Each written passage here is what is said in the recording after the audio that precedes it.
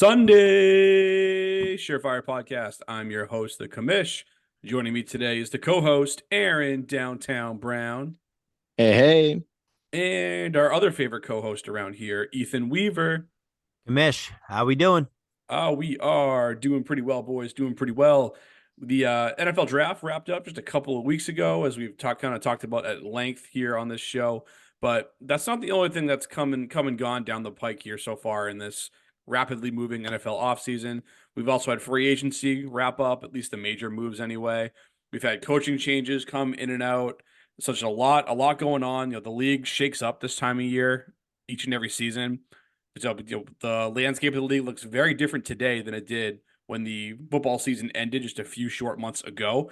So what we did here in this episode here tonight is we essentially just roped all of those factors in, and we're going to talk to you about some NFL veterans who are winners and some that are considered losers from a fantasy standpoint heading into 2024. We've had a lot of rookie coverage lately, so we're taking a break from those guys. I'm sure we'll touch more on them throughout the offseason. But for now, we're just sticking to the guys who have been around the NFL. These are all going to be names that you're familiar with if you're into fantasy football. So we'll run them down here for you. And naturally, we're going to start with the winners.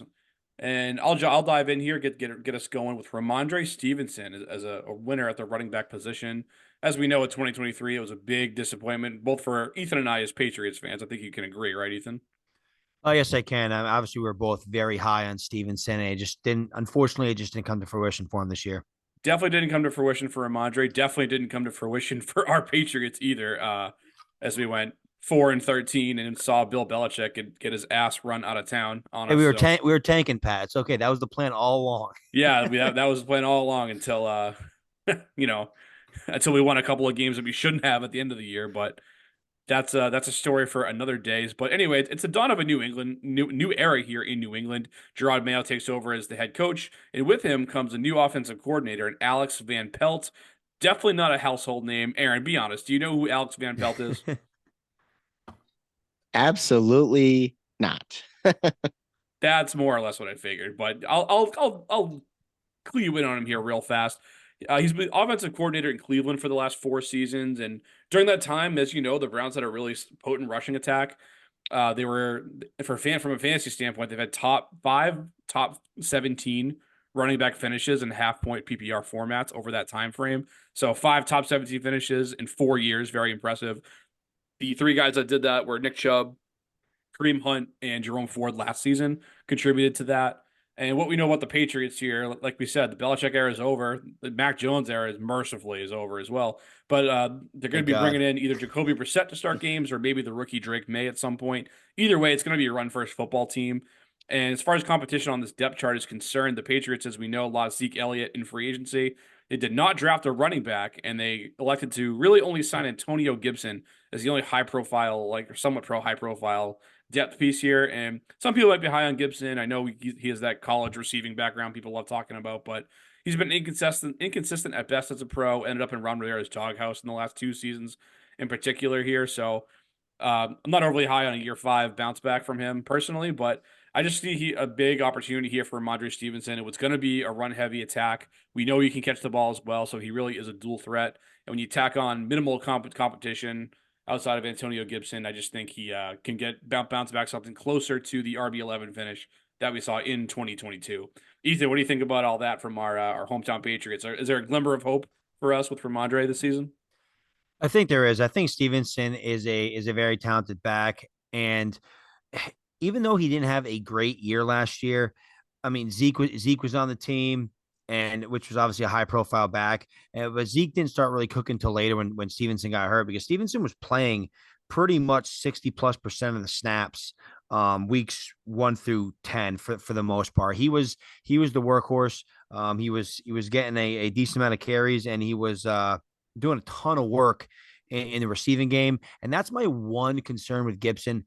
You mentioned obviously Gibson, the receiver out of college, obviously running back and receiver in college. He has that skill set, but the Commanders just never really gave him, I guess, the full reins to kind of be that full every down back or highlight him in the receiving game. So I was very excited just in a pure Patriot fan football move to get Gibson on the team. But in fantasy, I am curious to see how that's going to impact Stevenson in the receiving game. But either way, I think Stevenson, based on the moves they made this offseason, is going to be clearly the first and second down back and the goal line back. So I think Stevenson is going to get a ton of opportunity, and I don't think he's going to go away in the receiving game, because I do think he is proven to be so far the better receiving back out of Gibson and Stevenson. Even though I really do like Gibson. I really do hope Gibson does have a bounce back, because I do love his talent. But I think Stevenson is more of a low key winner, but definitely a winner, because obviously nobody of real consequence to push him for like those early down carries, those goal line carries, was brought onto the team. Yeah, I agree. The Yeah. touchdown equity should fall Ramondre's way, and hopefully they can use some of those draft picks on offensive line upgrades too. So hopefully at least one or two of those pan out. They can run behind a better unit, and overall the Patriots are just overall a better offensive environment than we saw them in 2023.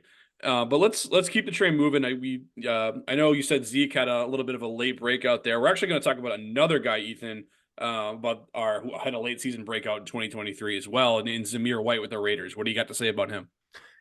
Yeah, Zamir White was a pretty popular sleeper pick in rookie drafts, coming out of Georgia. Obviously, then he went to the Raiders, and his stock kind of plummeted a little bit, obviously, with Jacobs being the workhorse there. But people did like Zamir White, the prospect. Obviously, he had the injury history, and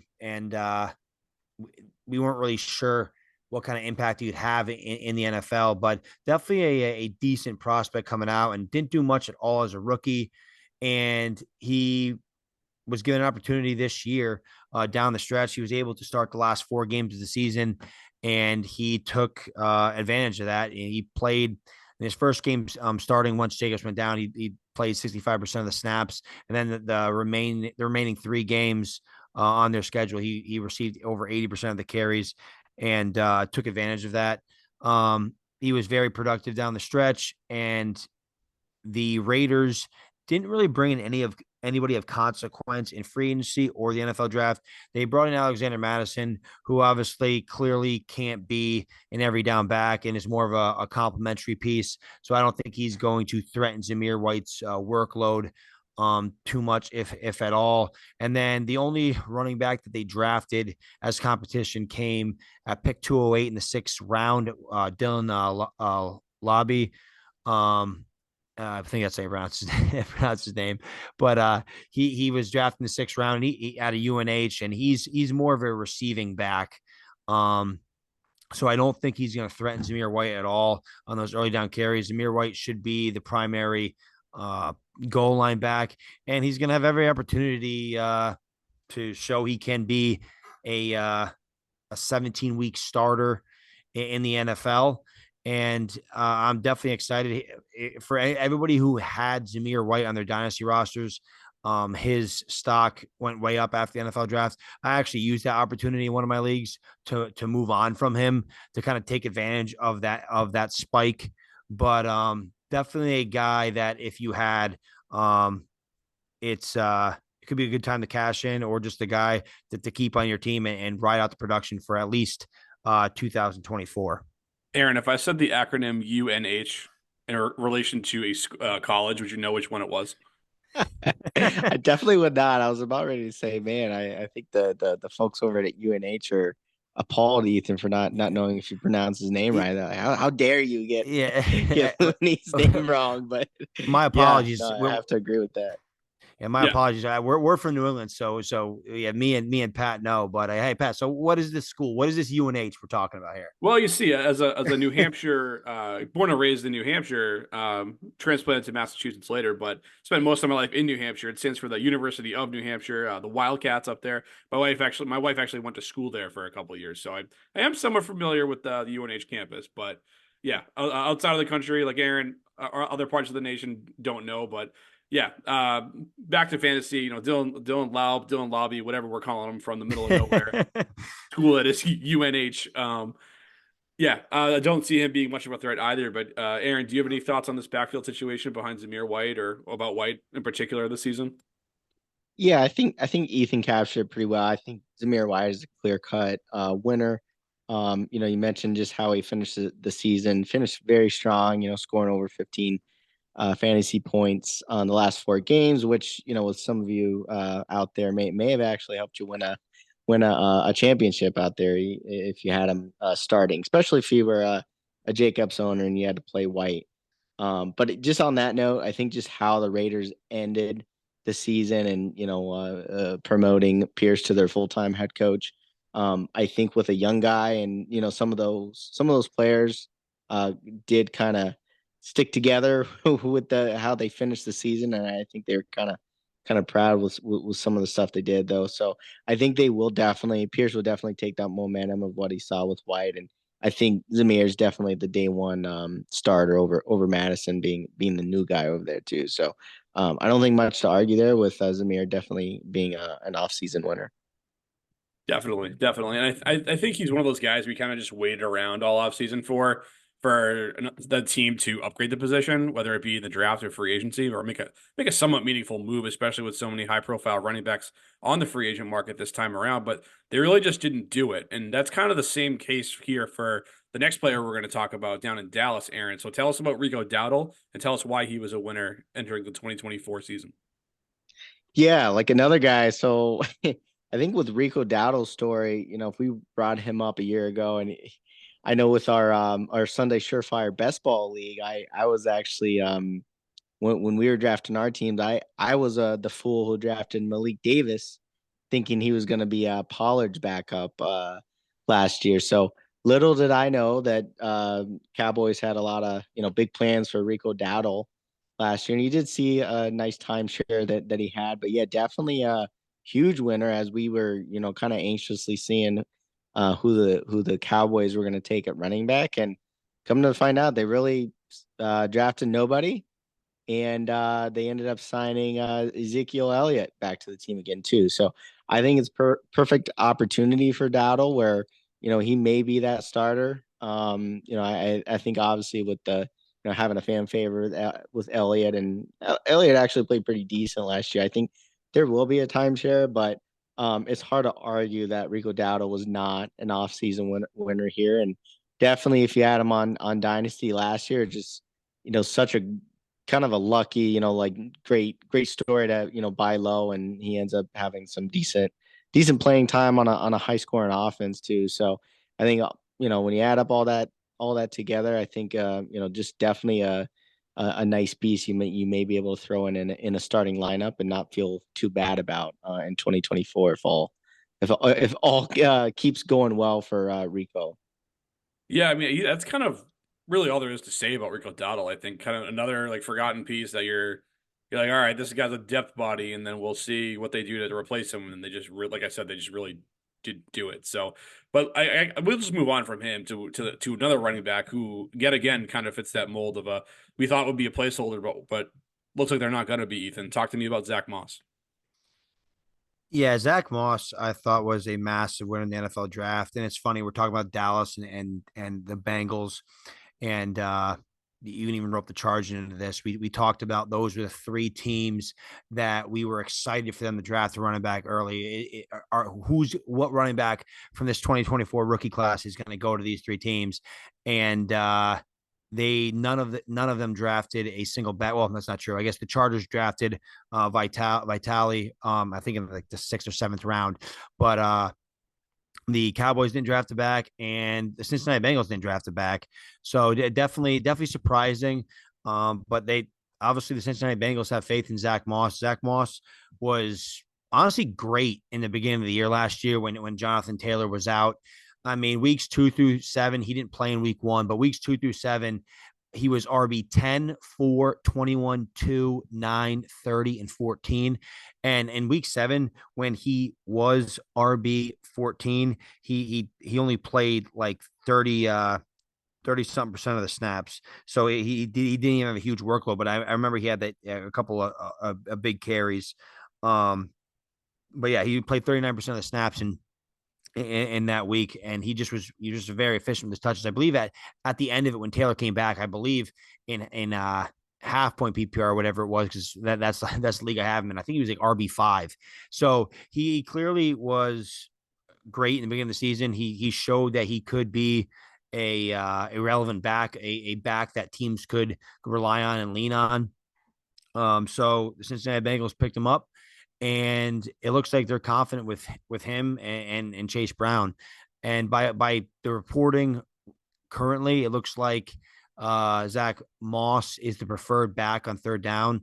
Um, Obviously, a lot of things can change, but that's what I've read in terms of the Cincinnati backfield. But it's essentially Zach Moss and Chase Brown. And Zach Moss, he obviously he's a bigger back. I think he's going to be the early down grinder with a chance, obviously, to play on third downs as a good pass blocker and be the goal line back. So I think it's wheels up for Zach Moss. He's another one of these guys that was kind of left for dead. He goes to the Colts. Okay, it's all about JT. JT gets hurt. Zach Moss shows something. Now he has a chance to be a starter in the NFL. So it's kind of a crazy career path for Zach Moss thus far. Obviously, kind of flaming out in Buffalo, and like I said, going to the Colts and now the Cincinnati Bengals. So it's definitely wheels up for Zach Moss.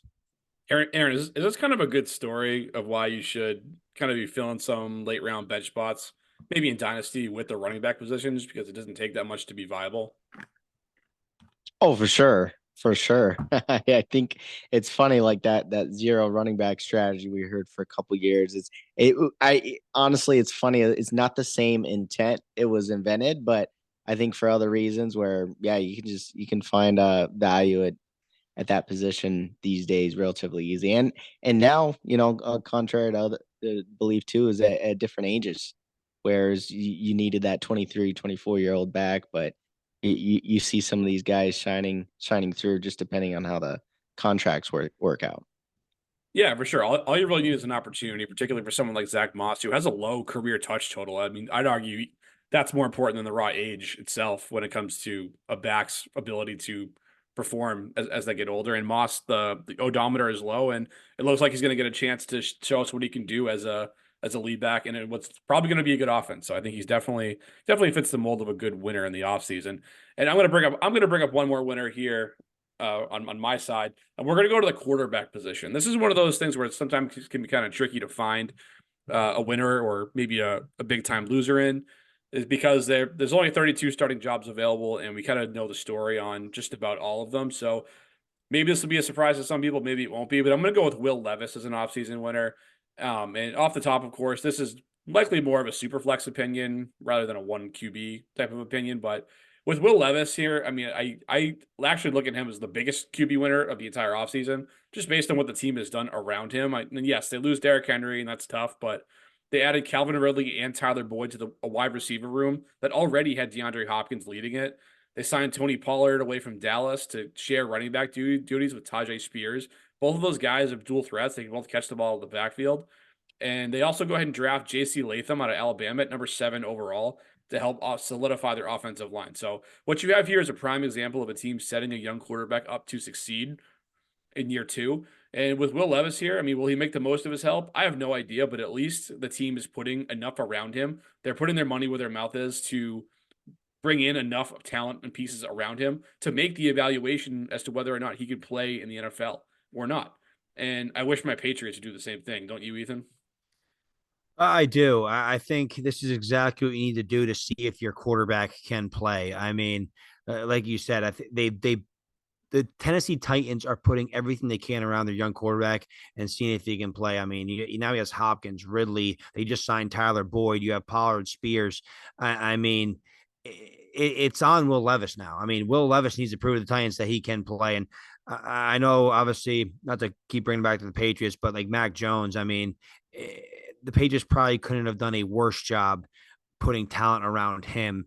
And then you see a guy like Will Levis in Tennessee, where they're doing everything they can to put all the pieces around him to help him succeed. So it is nice to see. And Will Levis, because of that, is a massive winner. Definitely. And maybe I'm just a scorned Patriots fan at this point, where I keep bringing it back to to our team here. But let's go to a team that kind of had all the pieces in place and was kind of just missing that trigger man at quarterback. And Aaron, talk to us about the tandem of Kyle Pitts and Drake London and why they're both winners. Oh yeah, for sure. I think this is kind of a no-brainer one as well with Drake London and Kyle Pitts.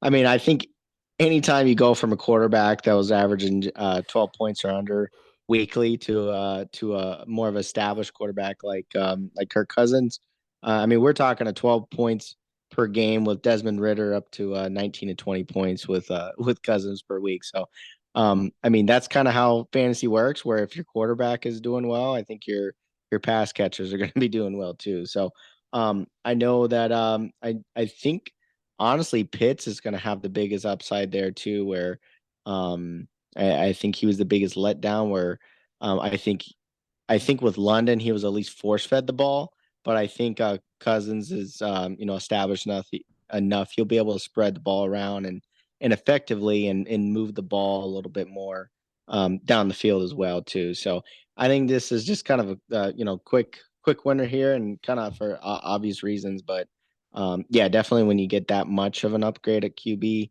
your pass catchers are gonna love it.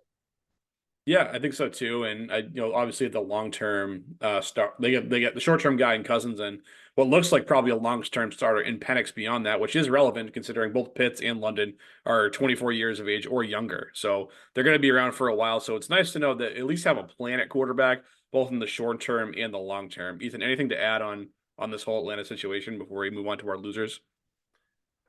The only thing I have to add is I'm glad we're finally getting a chance to see London Pitts. They get a chance to actually live up to all their hype and their draft capital. There's finally somebody behind center that that can chuck the rock better than Desmond Renner and Heineke, and it's now or never for both those guys. So this is a massive year for both of them, because if London is another wide receiver 3 back in wide receiver 2 season, and Pitts is in the top 5 tight end, I mean, I think they're going to take massive hits dynasty wise. 100% agree. They have to do it right now, as you said. But we're going to transition to losers, and we're going to start with a guy who he's kind of been there, done that at the quarterback position before, but he's kind of now entering a different, kind of a different space in his career. He's still young. We're talking Justin Herbert, but a lot has changed around him in the last few months, Ethan. So give us the rundown on him.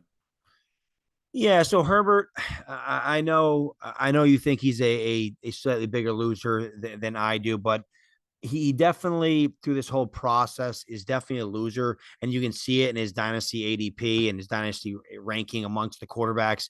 Obviously, Herbert's been known to just chuck the hell out of the football over the past few years, and obviously with Harbaugh coming to town, he's a guy that likes to play defense and run the football. And every move that he's made signifies that. I mean, their first pick at number 5, they drafted Joe Alt. I mean, obviously that's going to anchor their offensive line. They got rid of Mike Williams. They got rid of Keenan Allen, and they didn't do a ton to replace those guys. I mean, they brought in pieces, but they're not locked and loaded pieces like a guy like Keenan Allen, and even Mike Williams when he's healthy in that offense was great. But I mean, you draft Ladd McConkey in the second round. I love Ladd McConkey. I think that could be an awesome fit, but he's still a rookie. Obviously, you have QJ still on the team. He was a massive bust last year. Hopefully, he can take a step. You bring in a guy like DJ Chark, who's kind of been a nomad over the last couple of years. I've always liked Chark, but I know the commission loves DJ Chark, but we'll see what he can do with that offense. And it just looks like all signs are pointing to a team that kind of wants to change the tune in LA. It looks like they want to be a tougher team that runs the ball, plays defense, and they're probably going to take the ball out of Justin Herbert's hands a little bit more than we've seen in the past, which is why I think Herbert's a loser, just because of the simple fact that, I mean, you're taking his number 1 target away, number 2 in Mike Williams when he's healthy, and you're basically putting a hodgepodge bunch of receivers hoping it works out, and all their moves indicate, like I said, to build the trenches and build from the inside out. I mean, they drafted Ladd McConkey in round 2, and then they didn't draft another offensive player until the 6th and 7th rounds, where they drafted in the 6th round, they drafted a running back, Kimani Vidal, which I mentioned out of Troy. And the 7th round, Brendan Rice, and another 7th round receiver out of Michigan, Cornelius Johnson. So not a ton outside Lad McConkey. So that's why I think with Herbert, people are just expecting a downtick in passing volume, and it's definitely hurting his stock. Yeah, and part of the equation too. I mean, in the last every year Herbert's been in the league, 4 seasons now, they've been in the top 5 in pass attempts per game. So, like, that's inevitable. Like, just based on everything that you said, that the passing volume is going to come down here. So I do think of him as a loser in 2024 standpoint. But you don't have a guy like Herbert to just hand the ball off forever. So, Aaron, do you think that looking at Herbert here, do you think he might actually be a buy low candidate in dynasty formats, just based on what we've seen in the past, even though 2024 might not be as hit his ceiling that we've seen in previous years? Yeah, that's a sneaky take. I mean, I think he's definitely gonna fall down draft boards and probably all drafts in redraft and dynasty. I think if you are a Herbert owner, you're kind of praying where is he gonna have to use his legs a little bit more where he was already, it was easy to bet that 30 yards over on rushing where does he squeeze out a couple more yards or does he have to run for, on third downs because his receivers aren't getting open, stuff like that where hopefully he can sneak in a little bit more rushing stats. But yeah, I can see that. I kind of like the buy low take, but yeah, you're definitely going to see Herbert coming off the board a lot later than he has the last few years in fantasy. For sure. Ethan, you buying low in dynasty on Herbert? I mean, yes, I would. I think Herbert is a guy that I still trust and is a guy I would love to have on my team. And if I can get him cheaper at this point, I would definitely I'd definitely be open to trading for him. I traded for him last year, so I'm hoping he can still live up to um the price I paid for him. But I still believe in her. I don't think they like you mentioned, Commish. They're not going to completely take the ball out of his hands, right? I mean, he's still Justin Herbert, so time will tell. But I still think he's a top. I still think he's a top 10 quarterback and a QB1. I would agree on Herbert. Even if 2024 doesn't go according to plan, it's only a matter of time before he regains at least most of the super high profile floor that he had earlier in his career. I would definitely agree on that. But let's go back to the running back group here for a minute here. We've talked about a bunch of guys who were winners in the earlier segment, but let's go to one guy who definitely have as a loser here, and that's going to be Chuba Hubbard. And I guess I have a funny stat and sort of a trivia question here for you guys. So if you count interim head coaches, since Hubbard has been drafted, that was in the year 2020. Guess how many head coaches Hubbard will have played for, including Dave Canales, who was just hired for the 24 season? How many? Coaches total or just interim? So how many Oh, head coaches in total if you count the interim? I'm going 4. Ooh, Aaron. I was thinking three, but yeah, four maybe, right? So What is Dave it? Canales will be the 5th head coach Ooh, that he's played for in 4 years.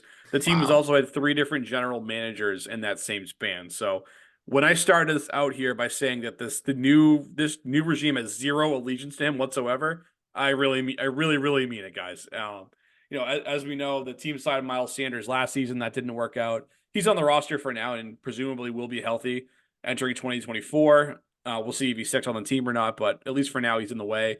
Team signed Rashad Penny. He's just another veteran guy in that room. But the most importantly here, the biggest addition has to be Jonathan Brooks, who they took in the 2nd round of the NFL draft. He was the first running back off the board, and a lot of analysts had him as their #1 running back in this class.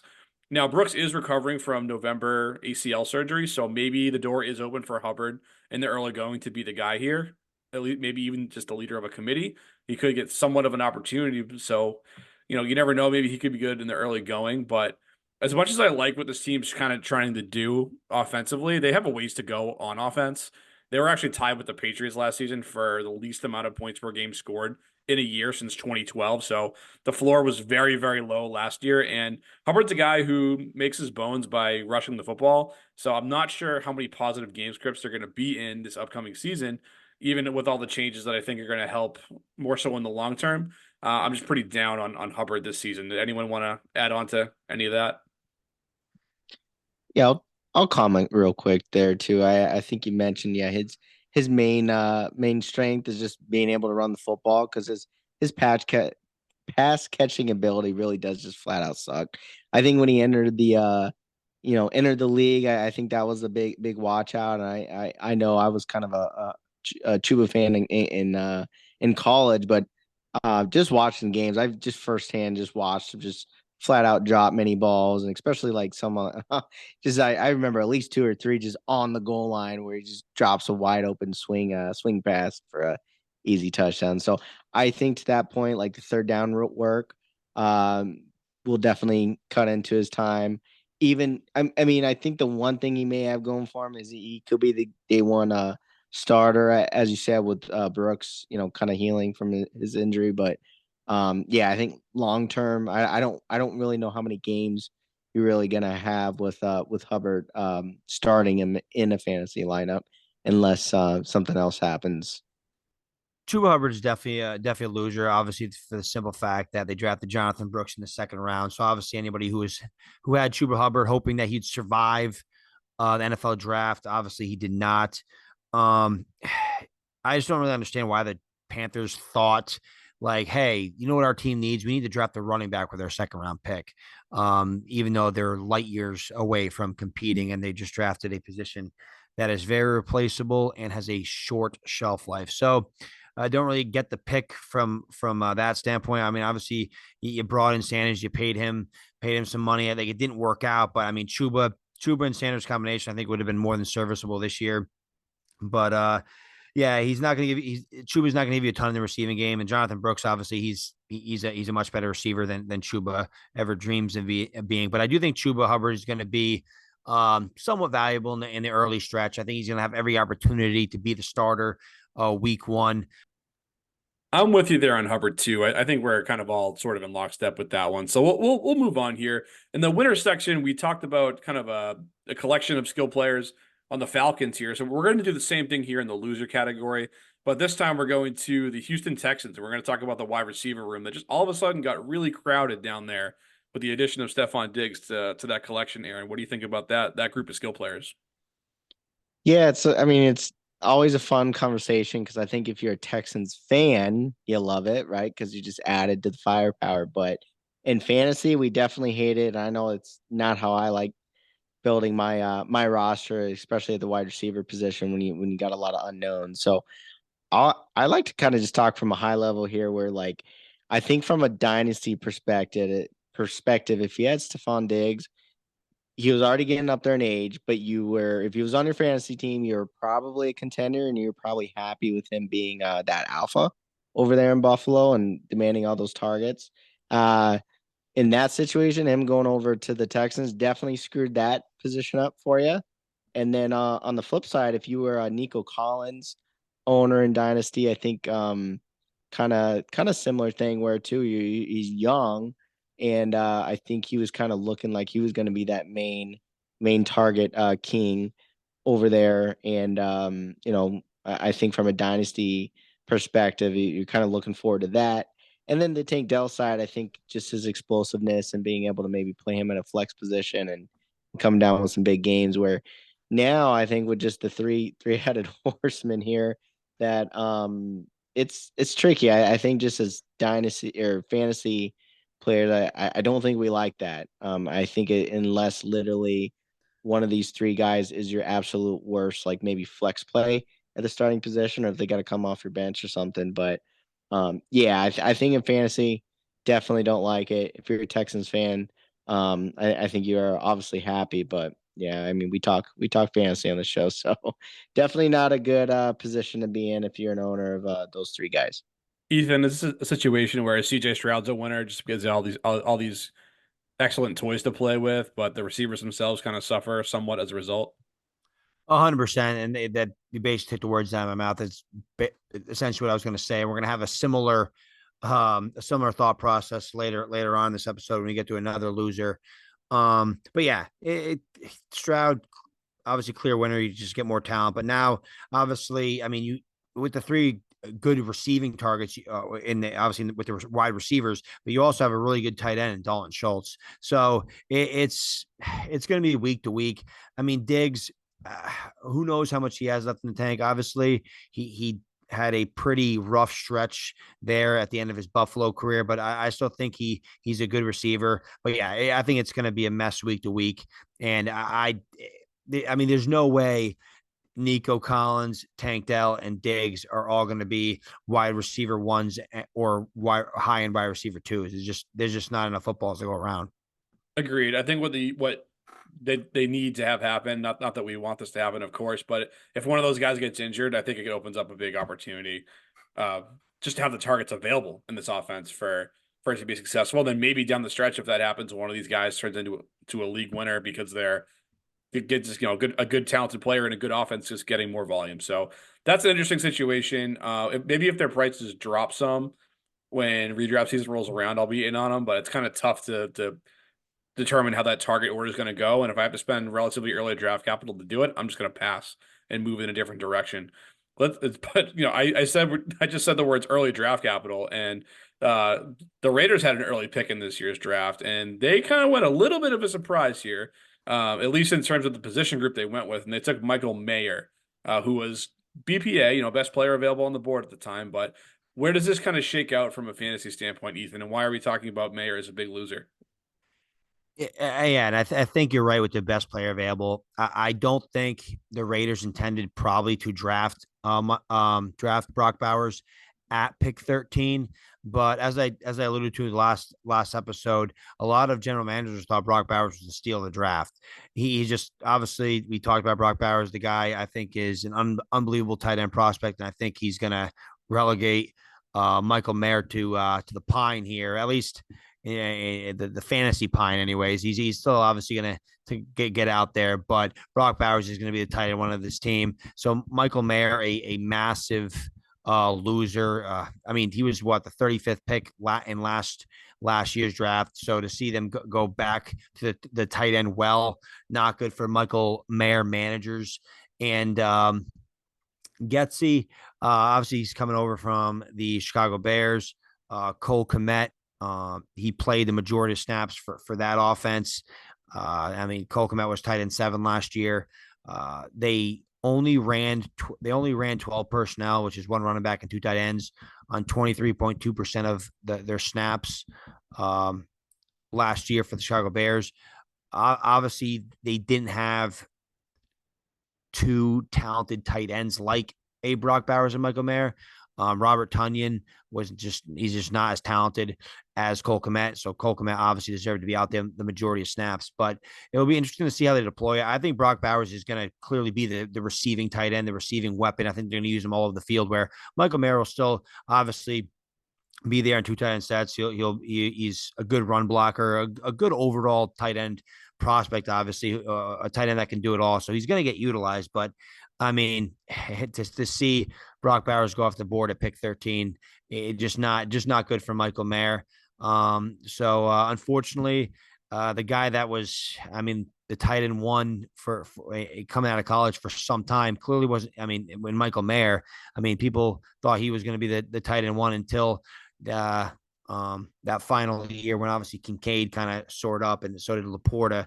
But Michael Mayer was a very good prospect that now it looks like is going to be the backup to Brock Bowers. Yeah, really tough spot there. I would argue that no one got nuked more significantly from a fantasy standpoint than Michael Mayer did with the selection of Brock Bowers in the first round. Aaron, would you agree? Oh, for sure. I mean, like you could probably take that draft pick and just burn it last year. I mean, it's you tried, but unfortunately, I can't see a story or scenario unless he gets a revival on another contract down the road or something like that. But yeah, definitely not looking good if you're a dynasty owner with Mayer. Definitely. And there's one more player we're going to talk about. We're sticking with the tight end theme, and Ethan actually just brought him up here a moment ago, and that's Cole Kmet. And I think he definitely has to fall into this category of an offseason loser. And other than Michael Mayer, he's probably the second most high profile tight end to take a hit in my estimation. And I could see a lot of fantasy managers falling into the trap here of the Bears selecting a rookie quarterback, and kind of the natural sort of lazy low hanging fruit argument with that is, oh, it's a rookie quarterback. They love their security blanket with the tight end, Cole Kmet. This is going to be good, blah blah blah. But look what else this team has, guys. I mean, they have DJ Moore, as we know. They brought in Keenan Allen. They drafted Rome Odunze in the top 10. And then they go ahead in the offseason, they go ahead and get Shane Waldron to be their offensive coordinator. Waldron was in Seattle for the last 3 seasons and absolutely ruined Noah Fant in Seattle. And I'm still jaded about this because you guys know I'm a big Noah Fant guy, and he just runs this ridiculous tight end by committee approach where he was running like Parkinson out there and Will Dissly and all these other guys that really should not be running routes over Noah Fant. So you also factor in like they have the trio of wide receivers in Chicago now, the same system that they had last season in Seattle when they drafted Jackson Smith and Jigba to play alongside Tyler Lockett and DK Metcalf. And in those 3 seasons in Seattle, no tight end finished in the top 15 under Shane Waldron's offense in fantasy. So in fantasy, there's not a ton of fantasy viable tight ends. So you could argue it doesn't take much to be viable, but we definitely don't want to be taking shots on guys that are outside the top, 15 at their position if we're going to bank on. And Kmet has enough name value and did enough in previous seasons where he's probably going to be drafted as a top 8 or so tight end. And that's a guy I'm definitely going to be staying away from if that's the price range here. What are your guys' thoughts on that? Yeah, I'll just say, just as a fellow Iowan, I mean, he definitely ruined tight end U with Noah Fan, and I was also a Noah Fan, a truther as well. Where, yeah, I think with Everett, I think you said it best, before we started recording, that Everett's like not an elite tight end, but he's good enough to be dangerous, and where they can kind of split it up here and there, where he'll come down with a few touchdowns or a couple nice grabs that will definitely take away from Kmet as well. But yeah, couldn't agree more. Where I think Kmet will definitely get drafted higher from the inexperienced fantasy player. So this would be a great episode to zone in here. Don't draft Kmet too high. Yeah, like I alluded to not too long ago, the really only winner in Chicago was Caleb Williams. I think all the receiving options in this entire offense were losers, just because, just like we talked about in Houston. I mean, there's just only so many um, receptions to go around, only so many touchdowns. I mean, you have DJ Moore, Keenan Allen, Rome Odunze, Cole Kmet. You have DeAndre Swift out of the backfield. It is a loaded offense. So, Caleb Williams, who's his favorite target going to be? We do not know, but Caleb Williams, massive winner, and everyone else, unfortunately, ends up on the loser list.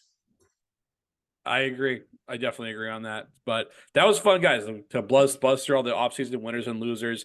We waited so long for all these things, the draft, free agency, coaching changes, and all that. And it's awesome to finally have that clear picture. And at least at this moment in time, we have an idea of what these rosters are going to look like coming into training camp. But definitely a lot more to follow here. The NFL offseason is busy, busy, busy.